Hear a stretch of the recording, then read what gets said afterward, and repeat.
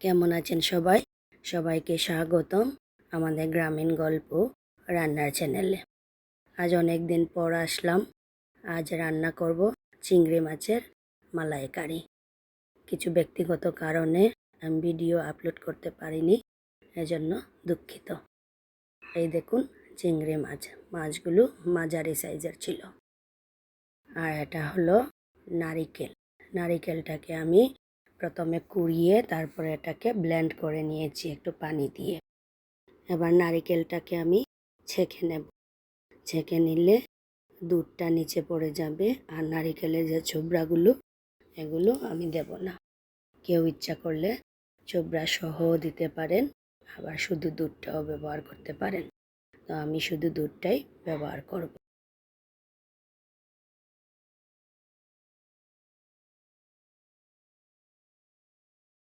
আমি পুরো একটা নারকেল নিয়েছিলাম, এই দেখুন আমার এতটুকু হয়েছে। এখন আমি মাছটাকে ভেজে নেব। হলুদ আর লবণ দিয়ে দিলাম। এবার মাছগুলোকে হালকা করে ভেজে নেব, বেশি ভাজবো না।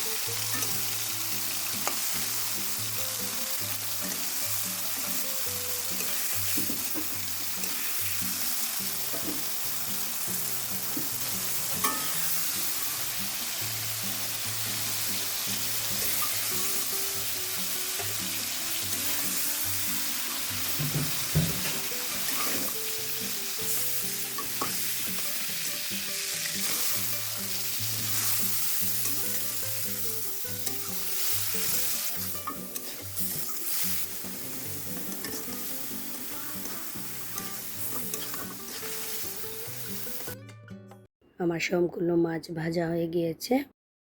এবার আমি নামিয়ে নিচ্ছি। এখন আমি ফোড়ন দেব। এই যে দিলাম, প্রথমে দিলাম এলাচ, দারচিনি আর লবঙ্গ, দিচ্ছি তেজপাতা ছিঁড়ে। এবার পেঁয়াজ কুচি দিয়ে দিলাম। এখন পেঁয়াজটাকে আমি লাল করে ভেজে নেব।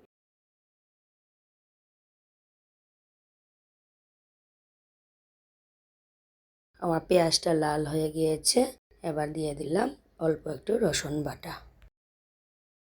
রসুনটাকে অল্প একটু ভেজে নেব, তারপর দিয়ে দেব টমেটো বাটা। এবার আমি দিয়ে দিলাম টমেটো বাটা।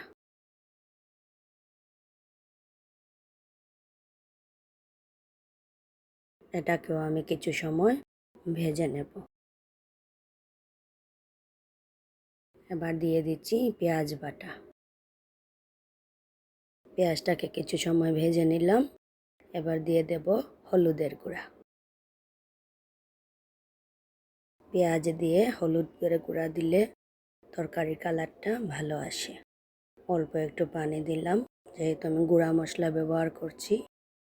এখন দিয়ে দিচ্ছি মরিচের গুঁড়া, জিরা আর ধনিয়ার গুঁড়া। এবার খুব ভালো করে মশলাটাকে কষিয়ে নেব। দিয়ে দিচ্ছি পরিমাণ মতো লবণ। মশলাটাকে খুব ভালোভাবে কষিয়ে নিতে হবে। খুব সুন্দর একটা ঘ্রাণ এসেছে। এবার দিয়ে দিলাম অল্প একটু আদা বাটা। এই পর্যায়ে আমি নারিকেলের দুধটা দিয়ে দিলাম। দুধটা অল্প করে দিতে হবে, একসাথে দিলে অনেক সময় দুধটা ছেড়ে দিতে পারে। তাই আমি দুধটা দুইবারে দিলাম। এবার একটু নেড়ে দিলাম। এবার জাল উঠুক, জাল যখন উঠবে তারপর আমি মাছ দিয়ে দেব। এই যে আমার তরকারিটা জাল উঠে গেছে। এখন আমি চিংড়ি মাছগুলো দিয়ে দিলাম। এখন ভালো করে জাল দিয়ে নেব, আরও শুকিয়ে নেব। ঝোলটা অনেকটা শুকিয়ে এসেছে। এই পর্যায়ে আমি অল্প একটু চিনি দেব। যে দিয়ে দিচ্ছি আমি অল্প একটু চিনি। মালাইকারিতে চিনিটা ব্যবহার করলে খেতে একটু ভালো লাগে। তো যার যার পছন্দ মতো এবার দারচিনি দিয়ে দিলাম, দারচিনি আর এলাচের গুঁড়া। রেডি হয়ে গেল আমার চিংড়ি মাছের মালাইকারি। এবার অল্প আছে আমি একটু রেখে দেব।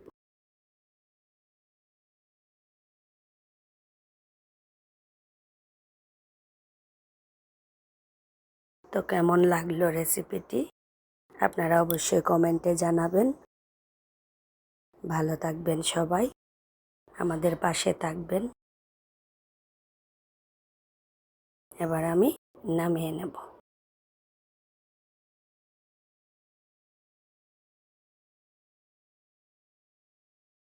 কে কে পছন্দ করেন চিংড়ি মাছের মালাইকারি খেতে কমেন্টে জানাবেন।